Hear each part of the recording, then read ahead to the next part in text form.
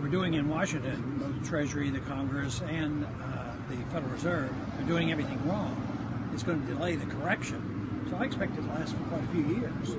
And yet, if we did the right thing, it would end rather quickly. We're doing all the things.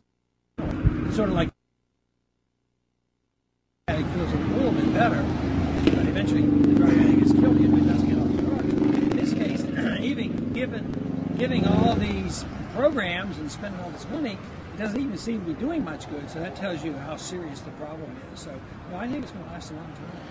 Do you see more support on the Hill? I mean, are more of your colleagues starting to wake up, or is it just more of the same illusion, more of the same patterns of behavior? I don't.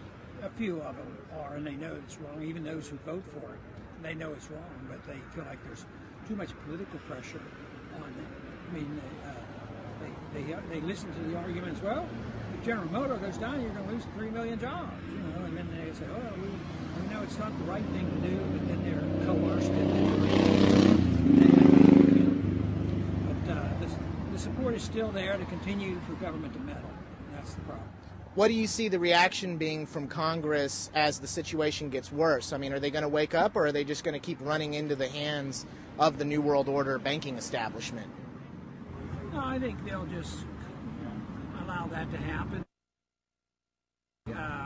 When they voted for the first bailout, you know, their instincts were they shouldn't vote for it, and it was defeated. And then after the arm twisting and the fear mongering, oh, the end of the world's going to come if you don't do this, and then they capitulate. So they'll probably do that on the monetary system, because it's the monetary system that's broken down. It doesn't function. And that's why these meetings of the central bankers around the world, I'm convinced they're planning the next monetary order, you know, another reserve currency, and it's not going to be to our benefit. So, yeah, I think, and the average congressman probably doesn't realize what's going on. And, he won't say too much. And then when it comes about, won't do much to resist it, because he either won't understand it or he'll be afraid that he'll make problems worse if they don't allow the government to take over. But just as the federal government got big during the Depression in order to take over, was the wrong thing to do. This time it's going to be international government taking over, so it's very dangerous. What do you say to people that say that it's the free market that's actually caused this problem? Because that seems to be a continuing theme in the news and from the left, is that the free market has caused this meltdown.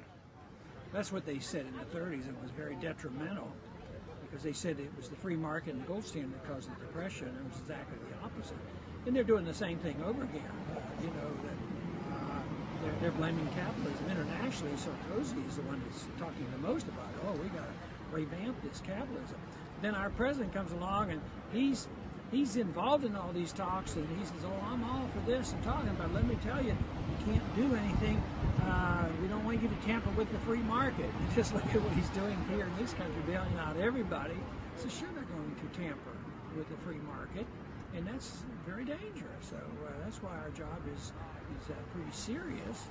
And yeah, our numbers are growing. A lot of people feel strongly and understand what we're talking about, but the establishment is still on the other side of the fence. But the important thing is, intellectually, we have a growing number of people who are defending our position, both legally and constitutionally, as well as economically.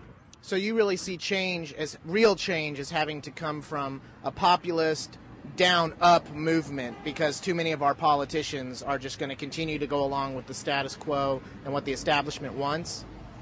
The philosophy has to come by a certain number of people who will establish it. So the prevailing attitude of the people is very important.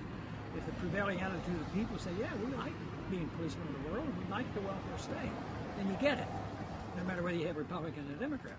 But if the growing number of people gets so large that they know the government is broke, and they can't, even if they would like to get things from the government, if they realize the government doesn't have it anymore, maybe they'll realize that, well, we can't afford these wars anymore. Our troops will come home, and we'll, even if we don't legalize the market, there'll be more and more, black market type activity off the books, because people will want to survive.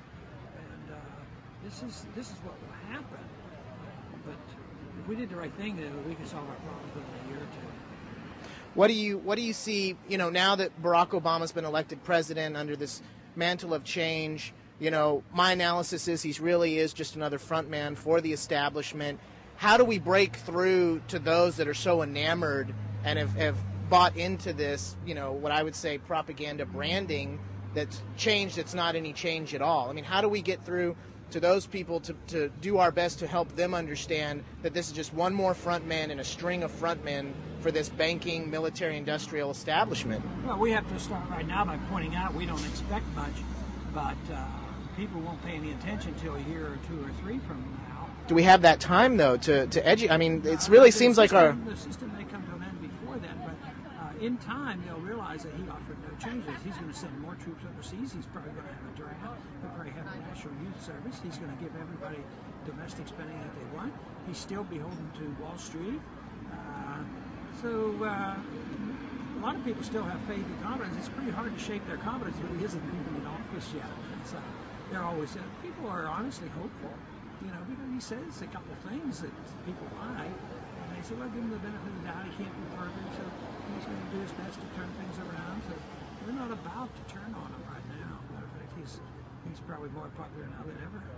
Is it frustrating to you at all that you literally predicted during your presidential campaign? You can go back and watch you at the debates telling the entire country exactly what was going to happen, and now it has all been unfolding. Does it ever get frustrating to you? You know, I mean, I know it must be inspiring to see this great social movement that you've honestly, you know, you're probably too humble to say it, have spawned. You know, I mean, it needed a figurehead, and I understand that it was there and it was the time for it to happen, but is it frustrating to you to, especially in the media, you know, you come out and you tell them again and again and again exactly what's going to happen, and yet you never seem to get, I mean, you get a little bit of credibility, but it doesn't seem to be equal to the amount that you should be getting. Frustration probably isn't the right word. It's kind of exasperated. But frustration means you anticipate certain results and you don't get them, and I'm not going to work out. I don't put my expectations too high. And if I keep a proper perspective, I'm really delighted with the results. You know, I win over converts, one here and there in Congress, but the people responded very favorably. So I would say there's a lot of reason to be excited rather than frustrated. And I was very encouraged the last 2 years. I didn't realize, I thought I'd be out of that race in a month or two. But we held in there for a long time and kept getting more and more attention. And now, even with the campaign over, we have credibility, you know, with these economic times. So frustration might lead you to not be wanting to do as much. I think I'm as eager as ever. Last question, Dr. Paul. What, if there was any piece of advice you could give to the Patriot movement, the awakening movement, to prepare for what's coming, what would that advice be? Understand history and understand current events and understand monetary policy and understand economics so that you know what the issues are. And then spreading the message. Everybody has a different responsibility, first to themselves and their family and their friends and their neighbors. And then whatever their job is, if they happen to be working in education or media, they have a responsibility to spread this message. And that's what happened. That's what's so important, is getting more people on our side. I think that's what got me excited, was that we had a lot more people than I dreamed of. So I think that's the main goal, is getting more people who understand it. If nothing else, if anybody's totally frustrated and annoyed and don't know what to do, study.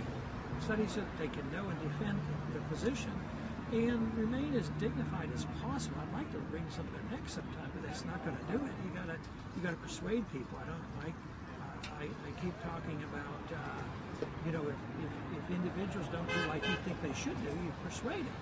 In other countries, you try to persuade them and talk and diplomacy, and never use force overseas to tell people how to live. We don't tell individuals how to live, and but to persuade people to our views, you have to fully understand it.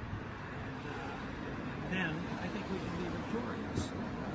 And that's where the shift is coming. In Washington and on the surface, it doesn't look like it. But beneath all this, I think the changes are occurring that are very beneficial.